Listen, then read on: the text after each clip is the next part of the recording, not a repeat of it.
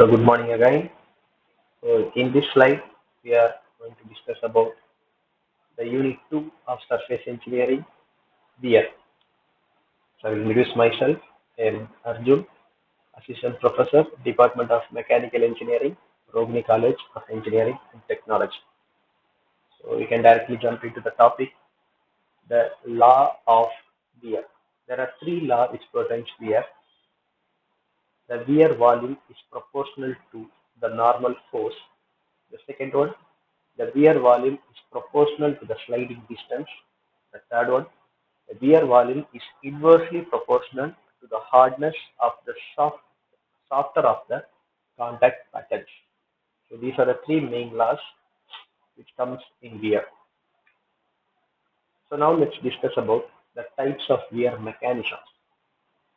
The concept of the law of wear typically refers to the principles and understandings governing the wear and tear of the materials and mechanical components over time.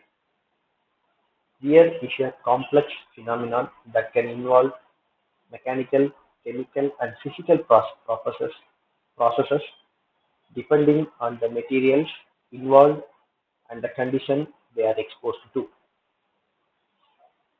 There isn't a single unified set of law of wear because wear mechanism can vary widely across different applications and materials. However, some fundamental concepts are commonly studied and applied in the field of tribology, the science of wear, lubrication, and friction. So now let us see about the different types of wear mechanism. The basic first type is adhesive wear. It occurs when two surfaces slide against each other, leading to material transfer from one surface to the other, or the loss of material from both surfaces due to adhesion. So this is called the adhesive wear. The next is the abrasive wear. It is caused by hard particles or hard protuberance forced against and moving along a solid surface. The third one is corrosive wear. It involves chemical or electrochemical reaction with a corrosive fluid or environment, leading to material degradation and loss. The next is the fatigue wear. The results from repetitive loading or stress cycle, leading to the formation and propagation of cracks and eventually material failure. The next one is erosive wear, caused by the impact of solid or liquid particle on the surface, leading to material removal through process similar to abrasion or corrosion, depending on the nature of the impacting particles and surface. The erosive wear is nothing but the impacting particles on surface which occurs in a particular point over time. And in that particular point, the material on the surface may fail or degrade or removed over time. So the next important topic is wear debris analysis. Debris analysis is a critical aspect of machine condition monitoring and failure diagnosis. It involves examining the particles that are generally occurred by wear and tear in machinery, especially in components such as bearings, gears, and other moving parts. The analysis can provide invaluable information about the health and operational status of the machinery, helping to predict failure before they occur and to schedule maintenance to prevent unplanned downtime. So there are several methods which can be optimized for conducting wear debris analysis. So those methods will be discussed one by one. The first one is microscopic examination.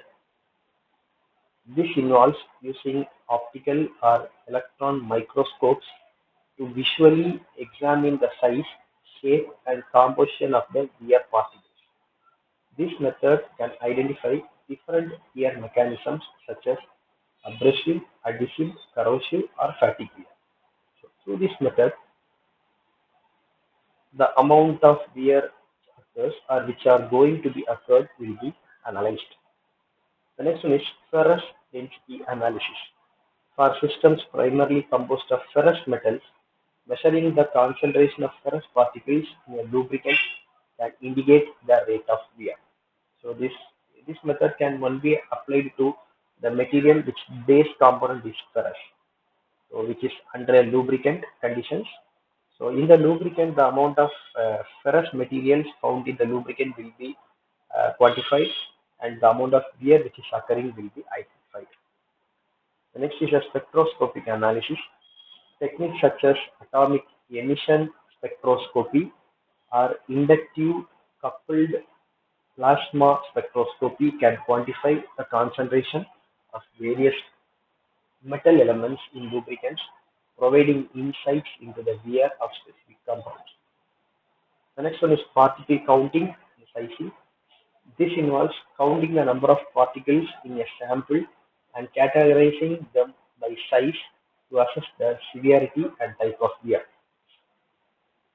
In this method, each debris will be collected and they will be characterized by their size and the amount of wear will be analyzed. The next is the chemical analysis.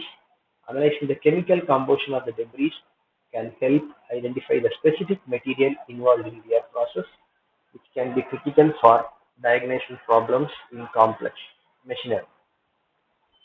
So, wear debris analysis is commonly used in industries such as manufacturing, automotive, aerospace, and energy, where machinery reliability is critical.